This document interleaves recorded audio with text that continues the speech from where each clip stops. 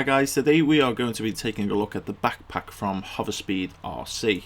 Now this turned up on my doorstep a good few months ago now, and it was totally unexpected because I didn't actually order it. There was just this huge box in my hallway and I was like, what on earth is this? But as soon as I opened it up and could see through the clear plastic the HoverSpeed logo, I knew exactly what it was. So thanks HoverSpeed for the little surprise in the mail. Now I'm going to be completely honest with you here. When I first did take it out the box, I thought this thing is huge, I'm never going to use this. And the only reason I'm telling you this now is because I was completely wrong. Anyway, let's take a closer look all around the bag on the outside and on the inside.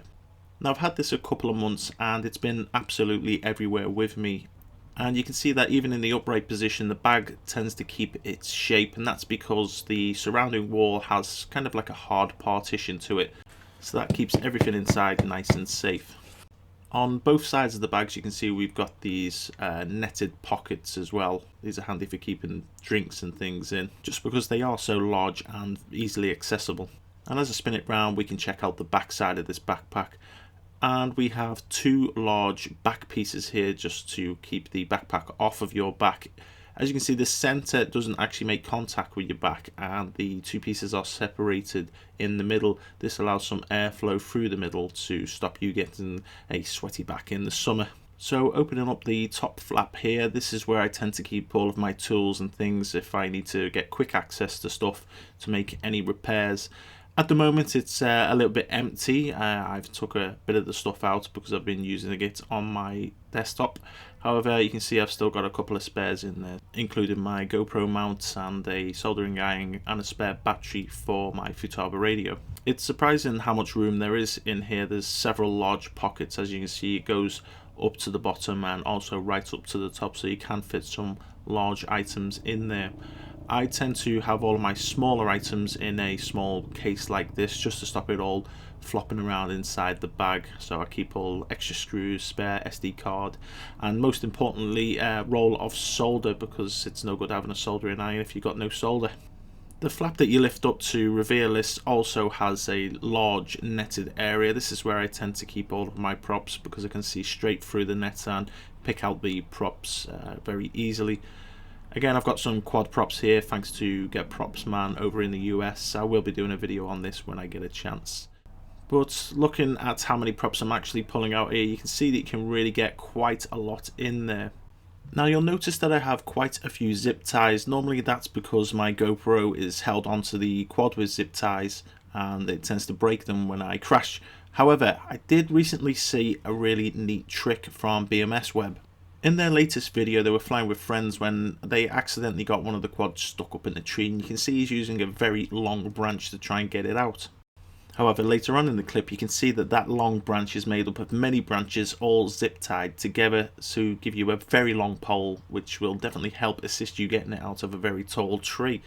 Another nice thing is that it's basically recycled wood. It's just wood from twigs and trees that were just dropped and lying on the floor, so you can actually leave this in the bushes for another time when you may get stuck up in a tree.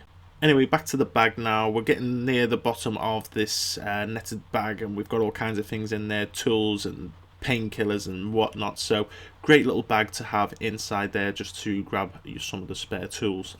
Also, another nice thing about this being on the top here is that it almost creates a mini workstation from when you're out, because when I've been changing props and things, I place it on the part where you can see the label just here, and then I have my toolkit just behind, and I can just work on the quad on a nice solid base and not have any of my screws getting lost in the grass or anything like that.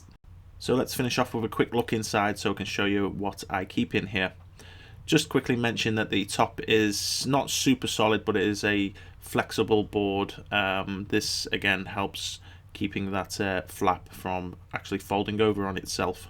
So you can clearly see I've got two quads in here, one being my Bumblebee from Birdseye and the Shendrone's Krieger. I've got enough room to keep my GoPro in here with the extending pole if I want to take some selfies, or if I want to open up the legs at the bottom there for some kind of vlog style shooting. So it's handy to keep that in there with all of this kit. You can also see that it comes with partitions, so you can literally use these partitions to make any kind of shapes inside of here. I've just kind of got mine configured in a way that keeps the batteries and the remote away and safe from any sharp parts of the quad, like the props or the edges of the carbon fibre. Now I use the front pouched area to actually keep my lipos in. They're all in a bit of a mess in there at the moment. Normally I do have them all stood up ready to go, and once I'm done with a lipo I tend to just throw it into the bag, so I know when I'm flying I can just reach into the pouched area and pull out a fully charged one, and then later on throw it into the bigger area to say that it's discharged. I did used to keep them inside these pockets that are inside the pouched area and then drop them into the area themselves later on when they were discharged, but I've got quite a few batteries in there at the moment, so I tend to just throw them in and I can quickly undo the pull cord and get straight to my batteries without any problems. At the moment I'm using the little pockets in here to carry the extra cameras. For example, I've got my broken GoPro Hero 3 in here. It's only the screen that broke, the rest of it still works. In my other pocket I think I carry my run cam and the straps for that, and I did have my GoPro 4 in the third pocket, but now it's on that tripod that I showed you earlier.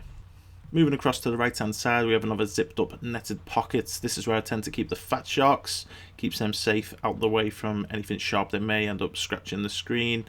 I keep them in there ready to go. As you can see, the antenna's on there, so I can literally just pull it out and bend the antenna up and I'm pretty much ready to go. And of course I've got the obligatory stickers on my Fat Sharks. I've got the Do Damage from the Tornado X Blades, the Danny Pasha sticker, who is also one of my team members on the Tornado X Blades, as well as my own sticker, and the Rotor Riot guys. Inside the pocket I've also got my 3.5 turn helical. I keep that in there if I need to get good penetration through, say, some trees and bushes.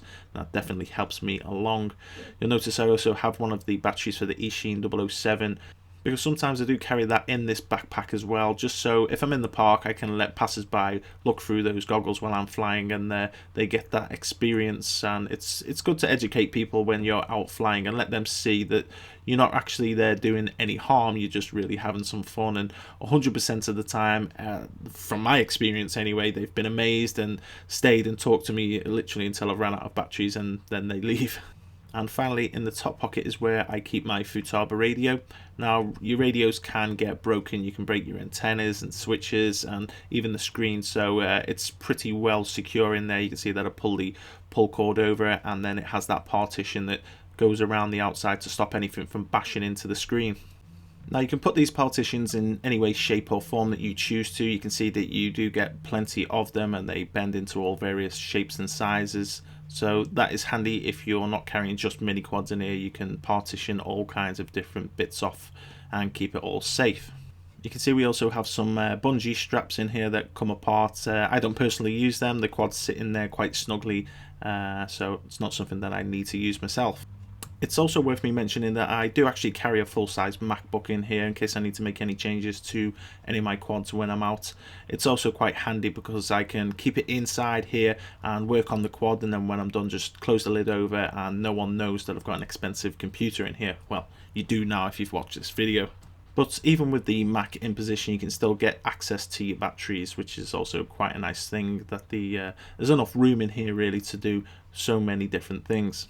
Now, the previous backpack that I used to use was actually a Manfrotto camera bag.